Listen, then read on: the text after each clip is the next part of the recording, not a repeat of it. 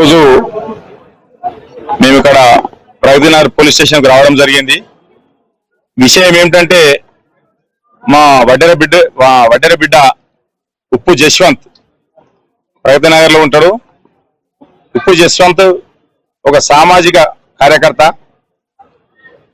మొన్న 3 రోజుల క్రితం ఉప్పు జశ్వంత్ని ఒక వ్యక్తి ఏదో అనవసరమైన కక్షలు లోపల పెట్టుకొని ఉప్పు జశ్వంత్ని నానా రకాలుగా దుర్భాషలాడడం జరిగింది. అది ఏ రకమైన లాంగ్వేజ్ వాడిందంటే ఒక అమ్మ అని ఒక భార్య నీ జాతిని అని ఒక 4 సార్లు సంబోధిస్తూ ఫోన్లో రికార్డ్ చేయడం జరిగింది. ఎవిడెన్స్లు అన్ని కూడా ఉన్నాయి. 4 సార్లు నీ జాతిని అనుకుంటా నానా రకాలుగా బూతులు తిట్టడం జరిగింది. జశ్వంత్ చేసిన పని ఏంది, తప్పేం చేసింది వాళ్ళ దృష్టిలో అంటే జశ్వంత్ ఒక సామాజిక కార్యకర్త. ఇప్పుడు కాంగ్రెస్ ప్రభుత్వం ఈ హైడ్రా అనే దాంతో తీసుకొచ్చి అదే రకంగా చెరువులు కబ్జాలకు గురైతా ఉన్నాయి. కలుషితం అనేది విరిగిపోయింది.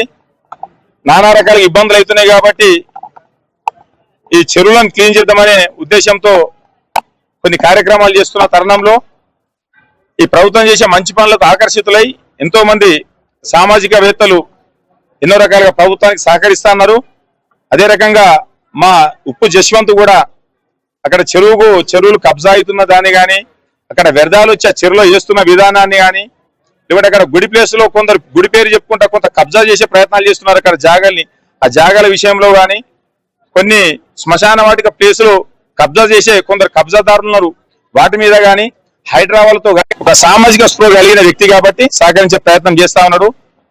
ఈ క్రమంలో కొందరు భూ ఆక్రమణదారులు వాళ్ళు 100 కోట్ల డబ్బులు సంపాదించారు. ఇప్పటికే ప్రభుత్వం చెప్పే ఏదైతే ఉందో చర్యలు తీసుకోవాల్సింది అసలు వాళ్ళ మీద. అటువంటి వ్యక్తులు ఈ ఉప్పు జశ్వంత్ అనే వ్యక్తి ప్రతి దాంట్లో అడ్డం వస్తా ఉన్నారా.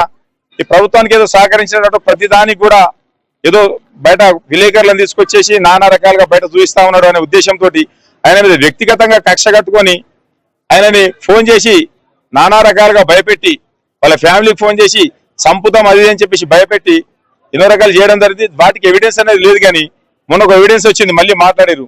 అరే ఏమనుకుంటున్నారా అని అమ్మ నా బూతులు తిట్టుకుంటూ కులం పేరుతో దూషించడం జరుగుతుంది. జాతి అనేది మేము వడ్డెర కమ్యూనిటీలో పుట్టిన మా జాతి ప్రతినిత్యం కూడా మా జాతి ఇదే రకమైన దుర్భాషలు అక్కడక్కడ జరుగుతూ ఉన్నాయి.